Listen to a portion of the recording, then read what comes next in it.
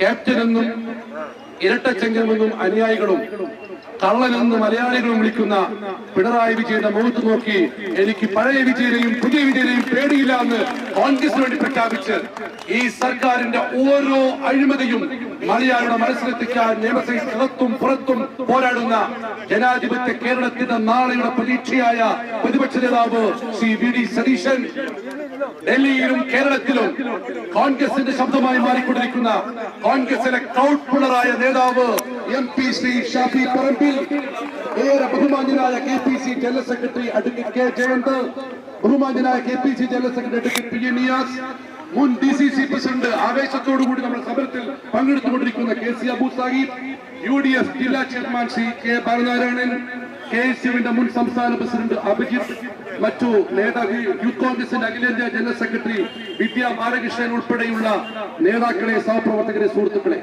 കഴിഞ്ഞ ഒരു മാസക്കാലമായി കോഴിക്കോട് ജില്ലയിൽ വിവിധങ്ങളായ പരിപാടികളാണ്.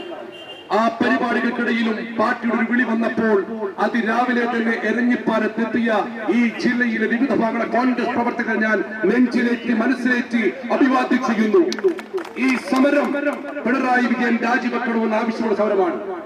വിശദമായി ബഹുമാനോട് പ്രതിപക്ഷ നേതാവ് പറയും, ശ്രീ പിണറായി വിജയന്റെ പ്രസ്താവന ഉണ്ടായിരുന്നു അടുത്ത കാലത്ത്, 3ാം തവണയും LDF വന്നില്ലെങ്കിൽ നാട് നശിക്കുമെന്ന്. പക്ഷെ അവരോട് നമുക്ക് പറയാനുള്ളത്, 3ാം തവണയും വന്നില്ലെങ്കിൽ നശിക്കാൻ പോകുന്നത് നാടല്ല, പിണറായി വിജയന്റെ കുടുംബം മാത്രമാണ് നശിക്കാൻ പോകുന്നത്.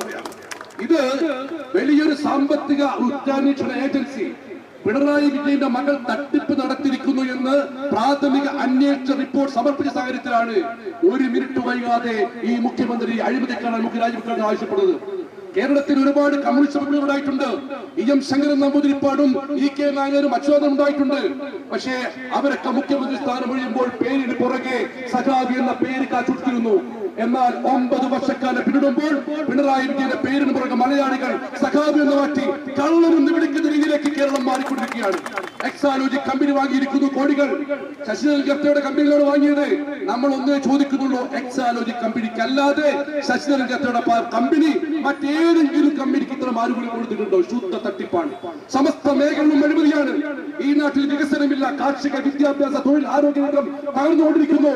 പ്രിയപ്പെട്ടവരെ, ഇന്ന് 2025 മെയ് മാസം 6-ാം തീയതിയാണ്. ബഹുമാനപ്പെട്ട പ്രതിപക്ഷ നേതാവ് സാക്ഷാത്കാരം പറയുന്നു, 2026 മെയ് 6-ന് വോട്ടെണ്ണി കഴിഞ്ഞിട്ടുണ്ടെങ്കിൽ ഇവന്റെ സ്ഥാനം പടിക്ക് പുറത്തായിരിക്കുമെന്ന് കേരളത്തിലിരിക്കുന്നു. അതുകൊണ്ട് ഇനി അങ്ങോട്ട് നമ്മുടെ സന്ധിയില്ലാ സമരത്തിന് കോഴിക്കോട്ടെ കോൺഗ്രസ് തയ്യാറായി എന്ന് നിങ്ങളെ സാധ്യതയെത്തി ഉറക്കി ഞാൻ പ്രതിപക്ഷ നേതാവിന് വാക്കുകൊടുത്തുകൊണ്ട് ഈ മഹാമാർച്ച് ഉദ്ഘാടനം ചെയ്യാൻ ആരാധന പ്രതിപക്ഷ നേതാവിനെ സമസ്ത ബഹുമാനം ക്ഷണിച്ചുകൊണ്ട് എന്റെ വാക്കുകൾ അവസാനിപ്പിക്കുന്നു. നന്ദി, നമസ്കാരം, ജയ് ഹിന്ദ്.